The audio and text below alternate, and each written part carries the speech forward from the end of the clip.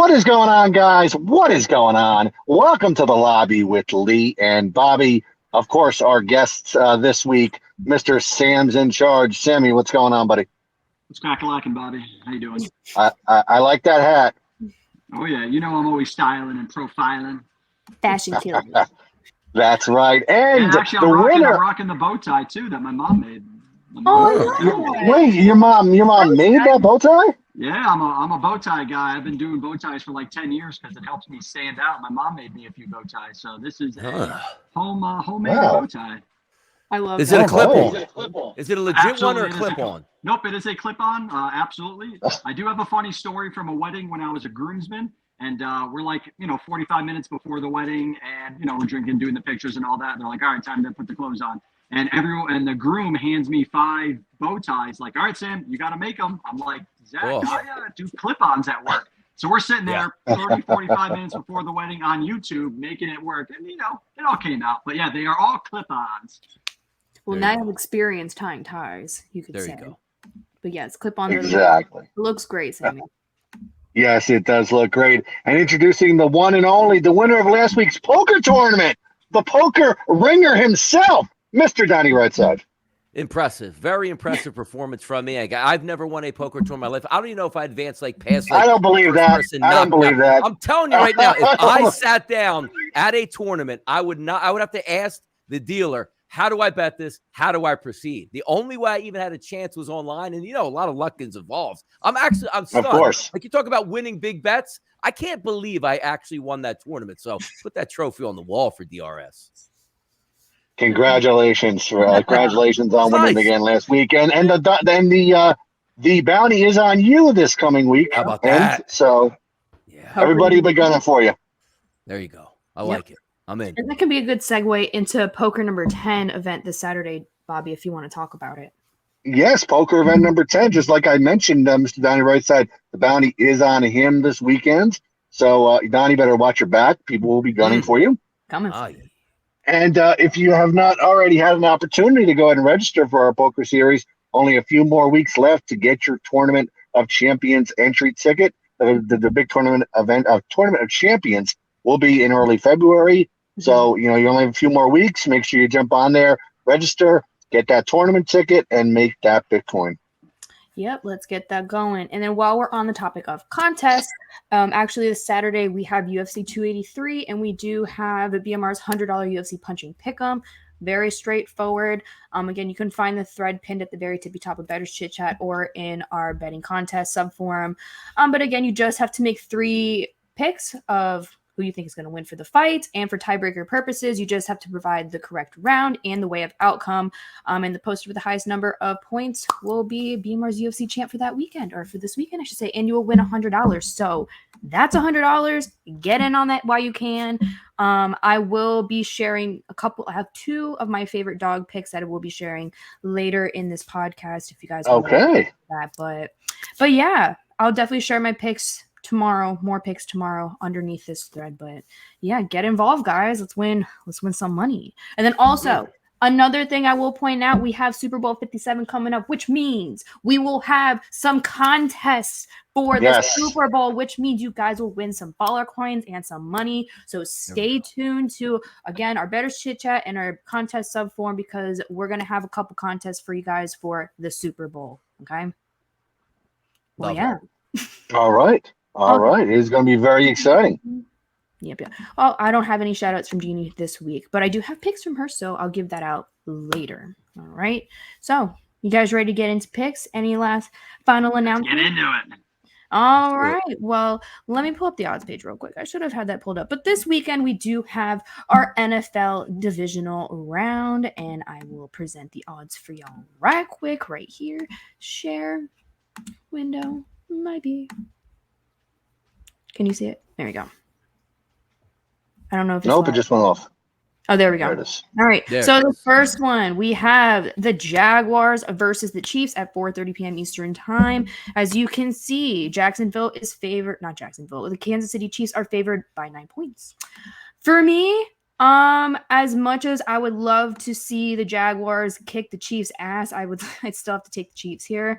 I think the weather will play a huge factor Saturday night because it's either going to be raining or snowing or a mix of it, and I feel like that cold and wet weather definitely favors the Chiefs there.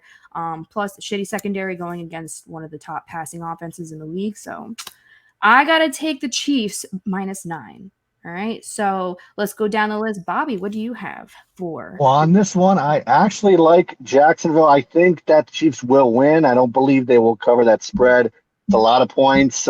Jacksonville made a historic comeback victory in their last matchup, so I believe it'll be close. And I actually like the under in this one. I think the weather, like you said, the snow, the rain, it's going to be bad. I'm liking that under. I believe it's like 49.5 or 50. Tired of that. Yeah. See, my thing isn't loading right now. 52. Yeah, like 52. Well, it's 52. Oh, yeah, wow. Getting up there. Yeah. Last week all we did was we talked about the under in the Seattle San Fran game, and I think Yes. they hit the over by halftime. So you know what? Yeah. I'm not listening to any weather forecast. I'm not following any trends right now. If I'm looking at this game, Jacksonville's won 6 straight. Kansas City obviously coming off a bye. Jacksonville's putting up points in the last month, and Kansas City can match points with anyone. So I'm actually leaning on the over on this game.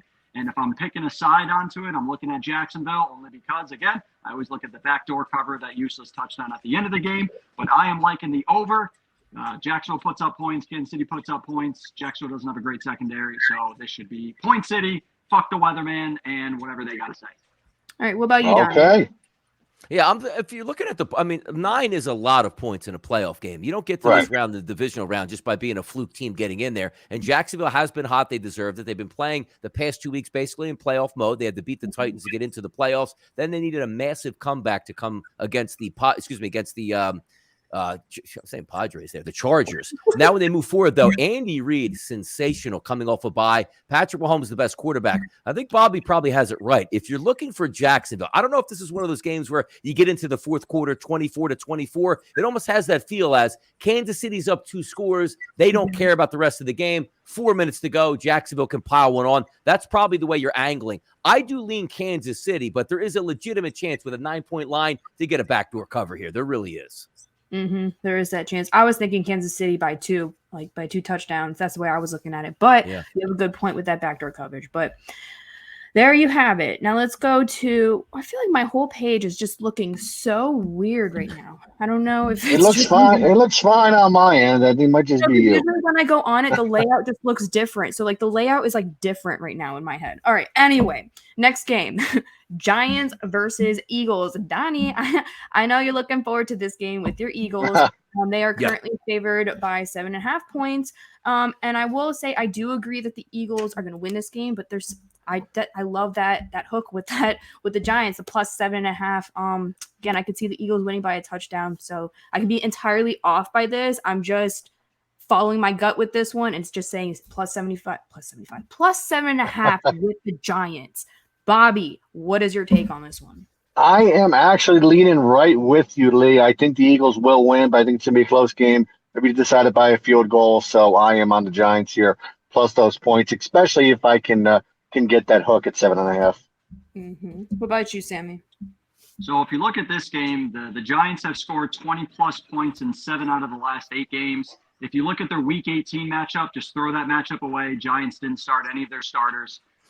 If you look at their Week 10 matchup, the Eagles won by 22 or 24 points. But the Giants' offense the last month, Daniel Jones has been clicking. Saquon's been clicking, and they're putting up points. I'm almost leaning towards the over in this game. Obviously, a division that the Cowboys are in, so I hate both these teams. So I am rooting for somehow a tie, which obviously can't happen. But if I'm picking something in this, I'm looking at the over. Again, just based on the Eagles' offense, can match up numbers. And the Giants' offense in the last 7 games have put up minimum of 20 points. So if they put up their 20, Eagles put up 28 to 30. There's your over-under right there. All right. Well, but what about you, Donnie?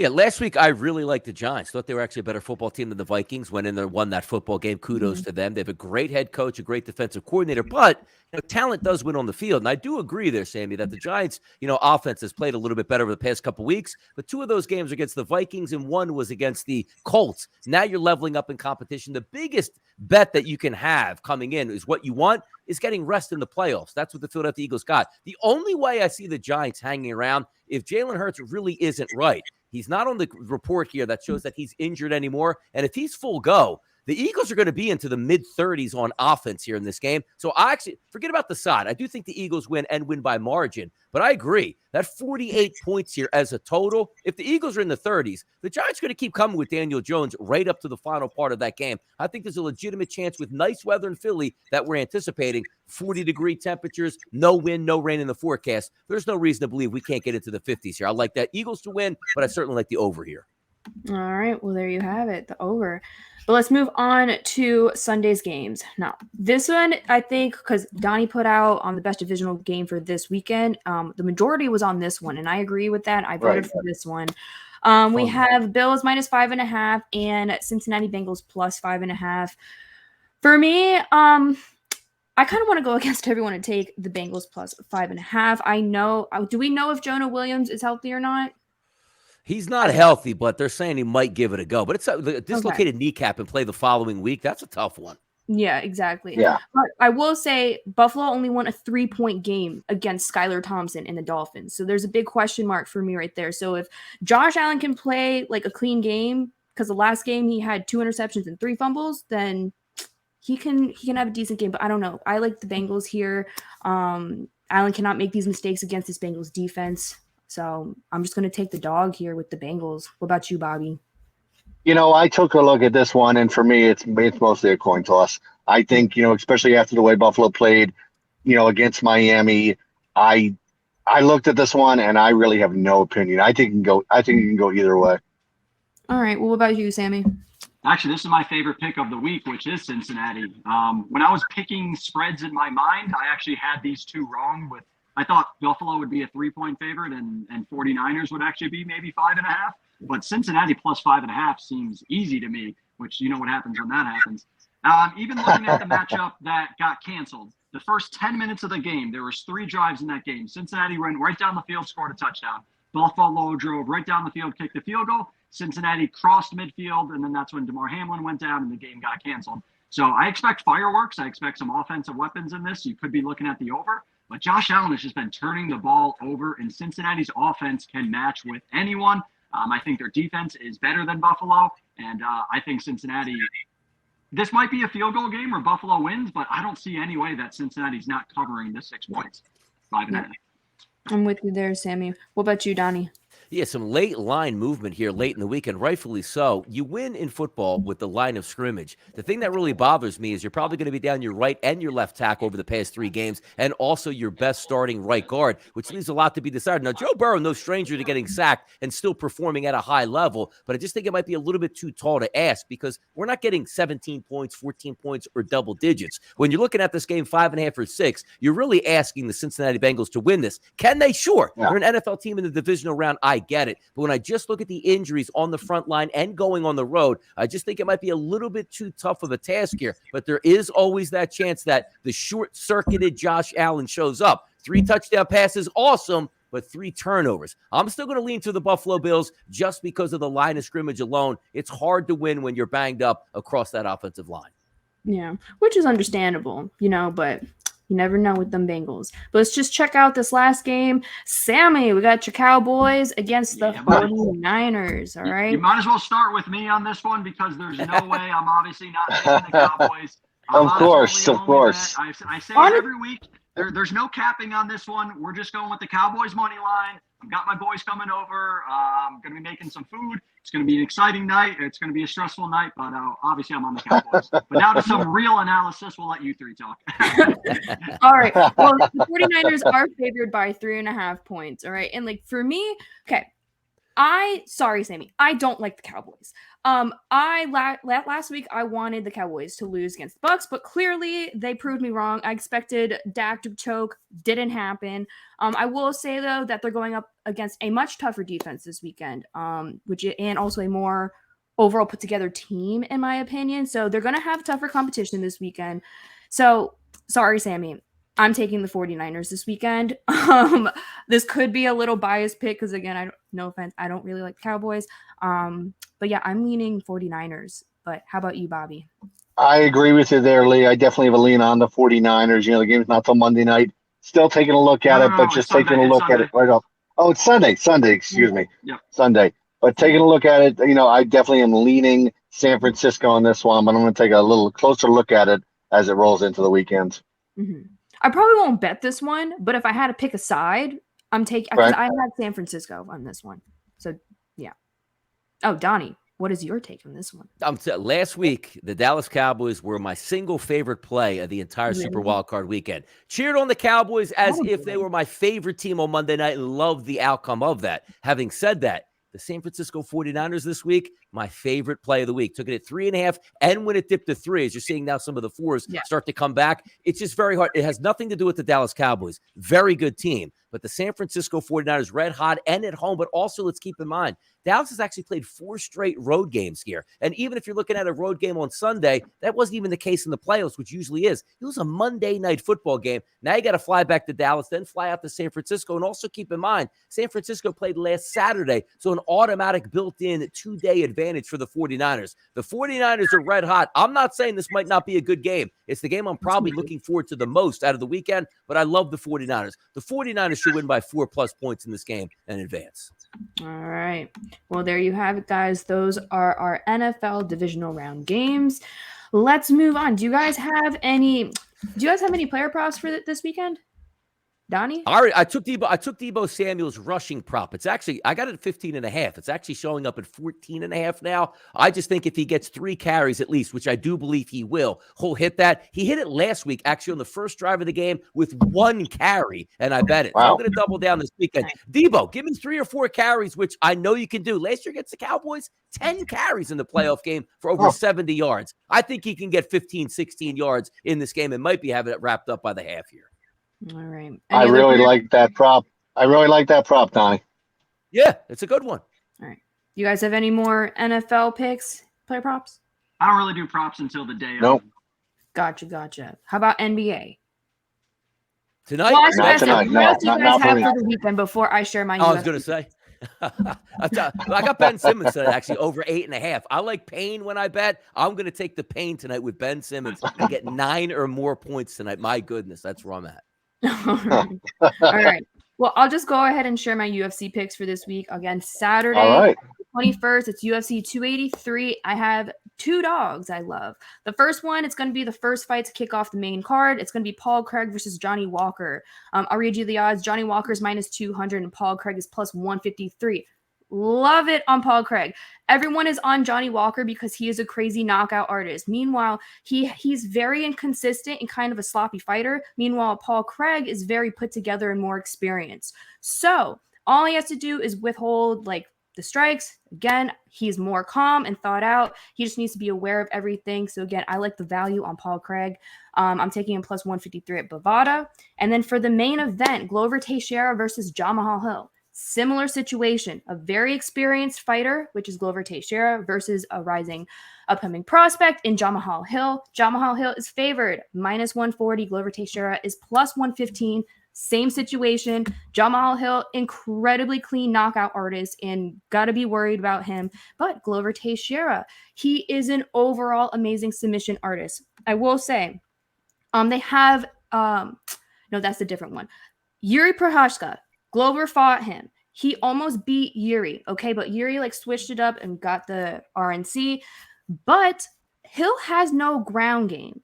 All I'm going to see, the difference between the two, if you compare them, if Glover Teixeira gets Jamal Hill on the ground, wrestles him out, Jamal Hill has no wrestling game, no ground game. You just wear him down on the ground, can either secure a submission or get it by the cards. So for me, Glover Teixeira +115, best bet for me for the main event. But again, he just needs to be aware of that knockout power for Jamal Hill, which I think he has a strong enough chin considering his experience and also just again, his experience and also his sport. But yeah, those are my two dogs. Again, Glover Teixeira and Paul Craig. I'm going to be adding more picks and breakdowns underneath this video like tomorrow.